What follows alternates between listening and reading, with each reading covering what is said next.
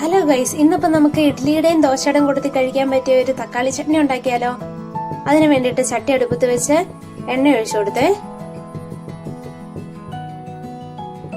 ചൂടായി വരുമ്പോഴത്തേക്കും നമുക്കിതിലേക്ക് വെളുത്തുള്ളി ഇട്ട് കൊടുക്കാം, വറ്റൽമുളകും ഇട്ട് കൊടുക്കാവേ, എരിവിന് ആവശ്യത്തിനുള്ള. ചൂടായി വരുമ്പോഴത്തേക്കും ഇതിലേക്ക് നമുക്ക് തക്കാളിയും സവാളയും ഇട്ട് കൊടുക്കാവേ. എന്നിട്ട് ഇതിന് നമുക്ക് നന്നായിട്ടൊന്ന് വാട്ടിയെടുക്കണം.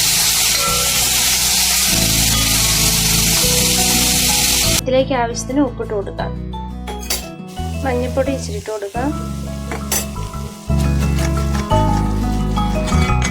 ഇനി ഇതിന്റെ ചൂട് മാറി കഴിഞ്ഞ് കഴിയുമ്പോഴത്തേക്കും നമുക്കിതൊന്ന് അരച്ചെടുക്കാം.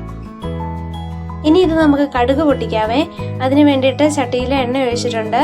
എണ്ണ ചൂടായി കഴിയുമ്പോഴത്തേക്കും നമുക്കിതിലേക്ക് കടുക് ഇട്ട് കൊടുക്കാം, ചെറിയ ജീരകം ഇട്ട് കൊടുക്കാം. ഇതിലേക്ക് അരച്ച് വെച്ചിരിക്കുന്ന ടൊമാറ്റോയും നമുക്ക് ചേർക്കാവേ. അപ്പം നമ്മുടെ ഈസി ആയിട്ടുള്ള തക്കാളി ചട്നി റെഡി ആയിട്ടുണ്ട്.